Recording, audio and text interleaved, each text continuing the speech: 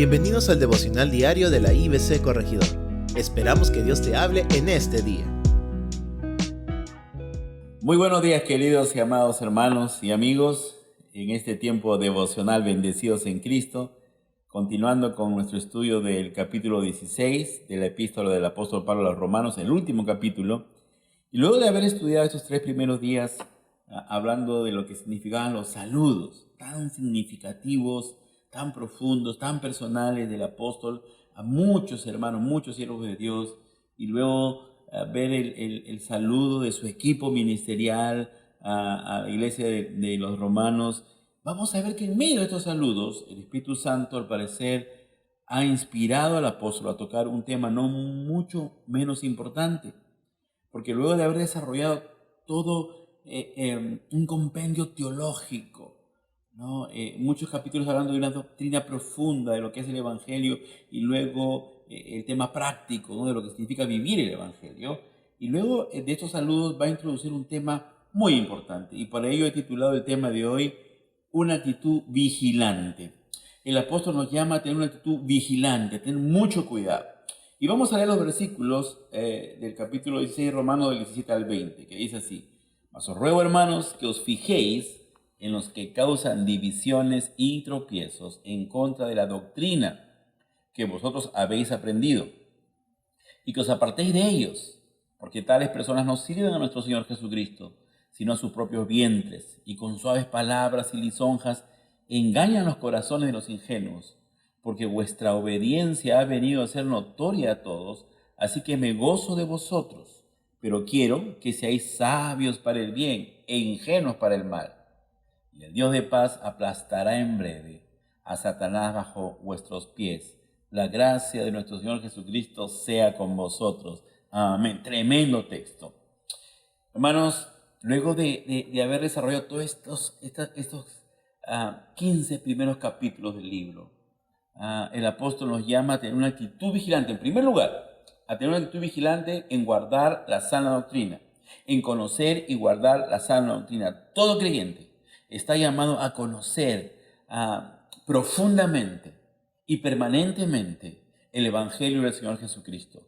Es muy importante que nosotros abracemos, conozcamos, profundicemos en la sana doctrina, y la sana doctrina tiene como el corazón principal, como su columna, el Evangelio. Es por eso que nuestra iglesia, en la IBC del Corregidor, creemos que es muy importante, comenzando desde todo creyente, pueda hacer un estudio de lo que el curso que llamamos la verdad del Evangelio.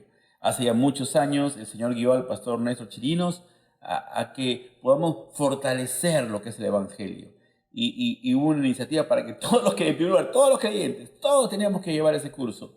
Luego, toda persona que conoce al Señor, toda persona que nos visita, toda persona que quiere hacerse miembro de nuestra iglesia, tiene que conocer la verdad del Evangelio, tiene que abrazar esta sana doctrina y tenemos que tener una actitud vigilante, porque hermanos, hay muchas personas, y sobre todo influenciadas por el mal, por Satanás, por el maligno, que quieren contaminar la palabra, que quieren diluir la palabra, que quieren distraer de la sana doctrina, quieren agarrar la atención de los hombres tras otra cosa que no sea la verdad del Evangelio, la doctrina pura de la palabra. Por eso tenemos que tener la actitud vigilante en guardar la sana doctrina, y para eso hay que conocerla, para eso hay que saber qué significa el Evangelio, qué es el Evangelio. Hay que tener una actitud vigilante respecto a los que causan divisiones. Sí, porque hay muchas personas malintencionadas, enviadas por el enemigo, que van a querer dividir la iglesia y sobre todo introduciendo doctrinas, una falsa teología, falsas enseñanzas, usando textos fuera de su contexto, enseñando, entre comillas, nuevas revelaciones que no vienen de Dios y causan divisiones. Tenemos que estar vigilantes para identificarlos e inmediatamente corregir, ¿sí? Y la palabra del Señor nos dice claramente, os ruego, hermanos, que os fijéis, o sea, estar vigilando, estar mirando aquellos que vengan a causarnos divisiones y tropiezos, para poder tomar las medidas correctivas del caso, poder apartarnos de ellos, poder confrontarlos con amor, pero confrontarlos con firmeza. Y también tenemos que tener una actitud vigilante de los que causan tropiezo. Oh, hermanos, para el Señor esto es muy importante, ¿no? Que no causemos tropiezos, sobre todo a los bebés espirituales, a los jóvenes, a los que comienzan en la fe, porque esto es algo muy duro, ¿no? El Señor dijo que era mejor amarrarse una piedra de molino en el cuello y tirarse ahí al río, pero antes de causar tropiezo a un pequeño. Y esto también tenemos que tener una actitud vigilante de no ser tropiezo a nadie. Por ello debemos estar preparados conociendo, enseñando profundamente la doctrina del Evangelio de nuestro Señor Jesucristo como el foco central de nuestra enseñanza. Y tener mucho cuidado con todas las desviaciones que se quieren introducir en la iglesia. Debemos tener muy en claro las enseñanzas fundamentales del Evangelio respecto a la culpabilidad del hombre sin Cristo. ¿Cuál es su situación real? Una situación de condenación. De aquel que está sin Cristo está bajo la ira de Dios, está expuesto al juicio, a la condenación eterna. Y hay que tener en cuenta, hermanos, que nosotros no tenemos que adornar nada. Tenemos que denunciar el pecado porque es el gran problema del hombre. Y también tenemos que enseñar que el Señor está llamando a todos los hombres al arrepentimiento. Que el Señor en su inmensa misericordia le ofrece una salvación muy grande, tan grande, a todo hombre, solo por gracia, mediante la fe en Jesús. Pues gracias al sacrificio de Cristo en la cruz, Dios le otorga perdón al pecador. El pecador es justificado por Dios, porque Dios ha clavado sus pecados en la cruz y lo ha revestido de su santidad. Esto es la justificación que el Señor Jesús ofrece. El Señor ha redimido y rescatado de las manos de la fuerza del pecado y del enemigo, y le ha dado una nueva naturaleza. Le ha dado su Santo Espíritu. Lo ha salvado con un propósito, de que ahora esta persona sea sal y luz en medio de un mundo pecador, que sea un testigo del poder de Dios, un testigo del poder del Evangelio. Mucho cuidado con las doctrinas, queridos hermanos, que nos desvían del Evangelio, con esa falsa doctrina de la prosperidad, que no tiene nada que ver con el Evangelio. Son, como dice la Biblia, lobos vestidos de oveja que buscan sus propias ganancias, llenar sus vientres, sus intereses personales, para aprovecharse de la grey, ofreciendo palabras lisonjeras, ofreciendo cosas que al oído humano le gusta, sobre todo cosas materiales, prometiendo prosperidad de parte de Dios versus entregar ofrendas que Dios no pide. Mucho cuidado con esas corrientes que nos traen nuevas revelaciones, cosas extrañas, que el Señor le reveló a tal profeta tal cosa, a tal apóstol tal cosa. Eso no viene de la palabra de Dios.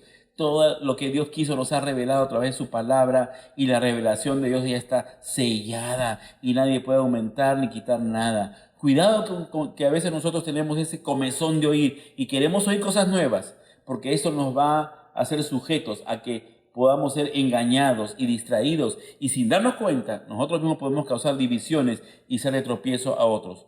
Por eso el apóstol nos hace un llamado a ser sabios para hacer el bien, a ser sagaces para lo bueno, pero ingenuos, inocentes para lo malo. Seamos, hermanos, sabios para las cosas buenas. Por eso es importante también recordar lo que el apóstol Pedro nos dice en su segunda epístola, capítulo 2, versículos 1 al 3. Pero hubo también falsos profetas entre el pueblo, hablando del Antiguo Testamento, como habrá entre vosotros falsos maestros, que introducirán encubiertamente, mucho ojo, encubiertamente, herejías destructoras, y aún negarán al Señor que los rescató, atrayendo sobre sí mismos destrucción repentina. Y muchos seguirán sus disoluciones, por causa de las cuales el camino de la verdad será blasfemado. Y por avaricia harán mercadería de vosotros con palabras fingidas.